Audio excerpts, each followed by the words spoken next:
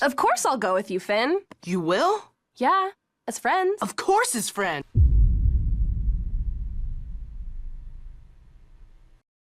I feel you, Finn. Finn, what you feeling right there, boy, is part of life, bro.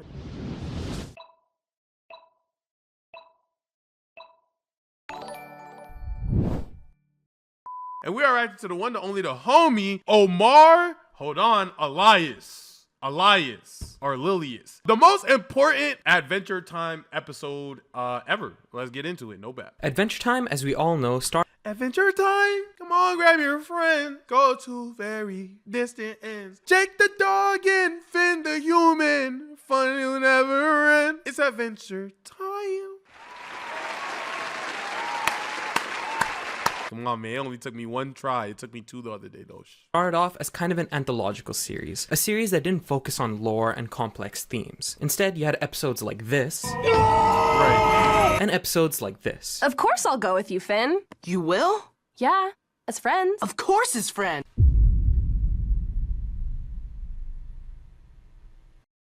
I feel you, Finn. Finn, what you feeling right there, boy, is part of life, bro. Why is Jake cheesing that hard? Jake might be a snake. You should not be smiling that hard when he heard that about his man, bro. But no tongue. What? However, soon after, Tongue's the whole part.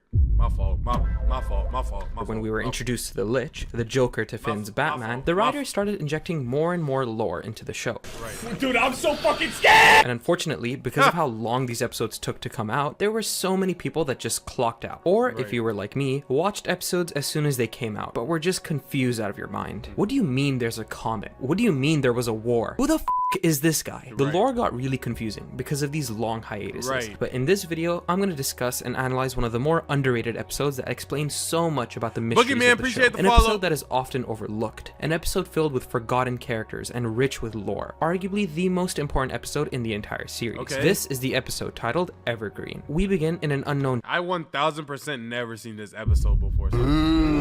Hey, let's see. Day in the past, presumably several thousand years ago, where we see dinosaurs. We follow the small green dinosaur playfully chasing his pet, whom he calls Nina. She's presumably some Jurassic cat, judging by the fact that she meows. And also, you can kind of see who she resembles by just looking at her eyes. This green dinosaur starts LARPing with her and calls himself the great and powerful Urgent's Evergreen. Command you to freeze into 1,000,000 pieces. But Nina here just starts rubbing her head close to him, having the dinosaur look disappointed. Then we see some flashing atop this ice pillar, and the dinosaur states, The elementals are gathering.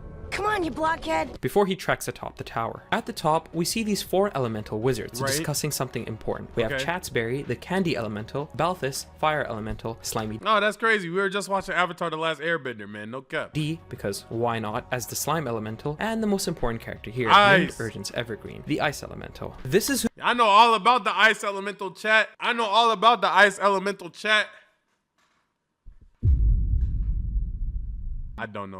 elemental. I don't. who the green dinosaur was acting as when he was LARPing with Nina. So what are these guys talking about? Urgent's Evergreen, with his urgent urgency, tells them about the mysterious comet that is about to land on Earth and that he has a plan to get rid of it. Balthus, the fire elemental, interjects, pointing out that a comet hits the Earth every 1,000 years anyway, and it never leaves any lasting impact. But that's when Evergreen here zooms in on the comet, saying that this isn't an ordinary one. See how that's it actually rides? It aches for our extinction. Fake it till you make it. What they could possibly do to stop it, and Evergreen proposes that they build a crown, the crown, that will grant the wearer his one deepest wish, to destroy the comet. He's made the crown already, but needs 3 gems to use as a power source. Chatsberry is uneasy about the situation, stating that wish magic is the real deal. He makes a point that wishes are hard to quantify, that a wish can see things inside of someone that they can't see themselves. Chatsberry is cautious and questions whether Evergreen knows his heart's truest desire. This is a theme that has been present before in Adventure Time, specifically when it came to Prismo. He has warned Jake in the past that wishes come at a cost, so unless you truly know what it is you want, it could cause more harm than good. And this is further reflected through what Balthus says next. He agrees with Chatsberry. Dang, it's kind of the same way in real life. Like, if you have a wish to like be somebody or chase a dream, it comes at a cost of what you're gonna have to give up to achieve those things. Hold on. Adventure Time's really speaking already, bro. We not even halfway through the video. Adventure Time's already speaking to me. And says that even if the comet destroys them, their elements will continue to live on. Right. A wish could cause irreparable damage, worse than what the comet does. This is also great foreshadowing for how this episode ends. So these two elementals veto Urgence's plan. Evergreen then asks Slimy D for his input. Yo, my name's... Why is his... Pause. Pause, bro. Slimy D, and I'm here to... Slimy D stands with us. And so Evergreen pulls a Michael Jordan. Really? Oh, so that's how you're gonna play it. You gonna do this? Okay, fine. That's all I needed for him to do that. Then he took it personal? It became personal with me. And he starts blasting. He then calls out to the green dinosaur by his name. Gunther!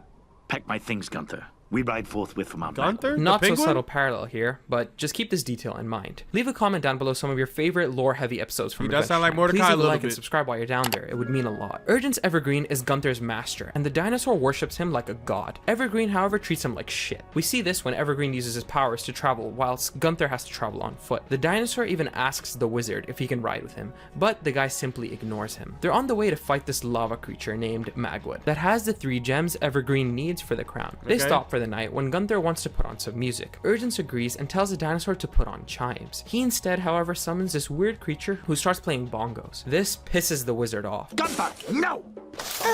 Dirt is crazy. Oh my gosh. If a person threw dirt on me because I played a song he don't like, I'm gonna throw dirt on him because he did something I don't like. RIP. I ain't gonna lie, bro. We gonna have to go dirt for dirt, bro. And your grave definitely gonna be deeper, gang. I ain't gonna cap, Master, I'll bro. put him back. After that, he tells Gunther to go fetch him some water, that there's not enough moisture in the air to make them an ice shelter. You're out of ice? You can't run out of ice. I thought you could use the water in the I'm pulling out the There's switch, no no water cap. in this air. Gunther respectfully tells him that he hasn't seen water at all on their trip so far. Urgence then reveals a crucial piece of info that shows how much more of a shitbag he is. Just do it.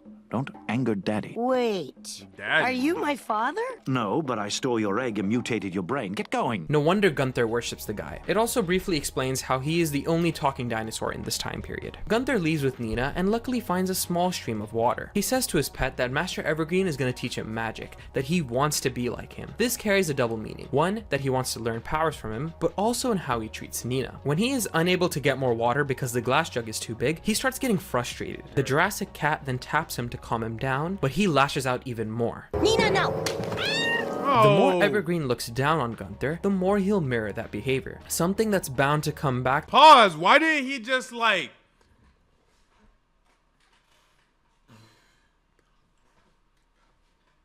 You get what I'm saying? Pause though. Or at least why didn't he just like...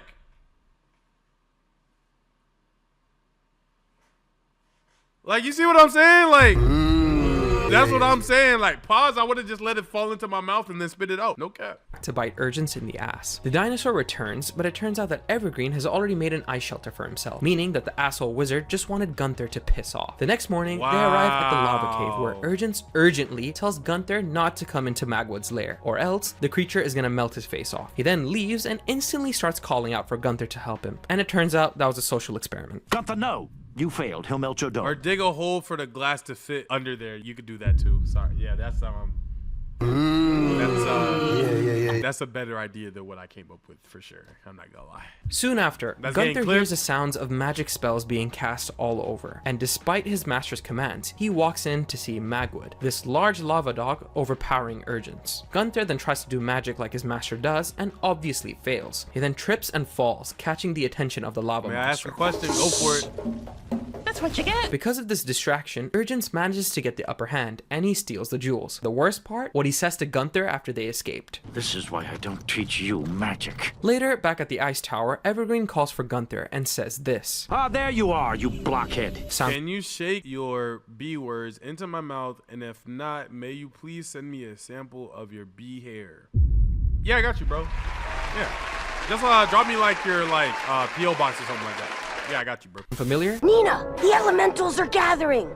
Come on, you blockhead! These repeated insults further highlight how Gunther is absorbing and mimicking the negative traits of his master. Without even realizing, the comet has arrived, and he tells Gunther that as soon as he's finished the bonding chant for the crown and the jewels, he can lower the force field. After successfully executing it, Magwood, the lava dog, bursts through the tower doors, this time, however, not having his lava powers. He starts smashing into the walls and into the columns, which causes some ice to fall on him, knocking him out. Evergreen then says, Wow, did you see that? And in a matter of seconds, everything goes to shit. Gunther wakes up and he hears Evergreen calling out to him. After coming up with a ridiculous suggestion that Gunther should throw the crown so that it lands directly on Urgence' head, absolute clown, he says that it has to be Gunther to be the one who has to wear it. Urgence urgently tells him to focus on his deepest, truest wish, the destruction of the comet. Gunther puts it on his head, and we then hear this. Gunther, no.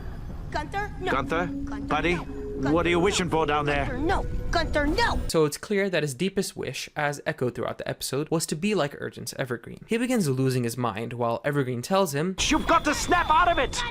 Use a concentration spell or a basic focusing charm, like I taught you!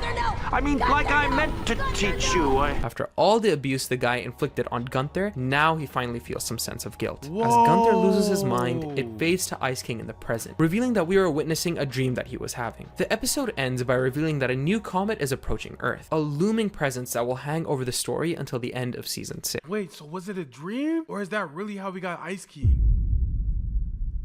Whoa.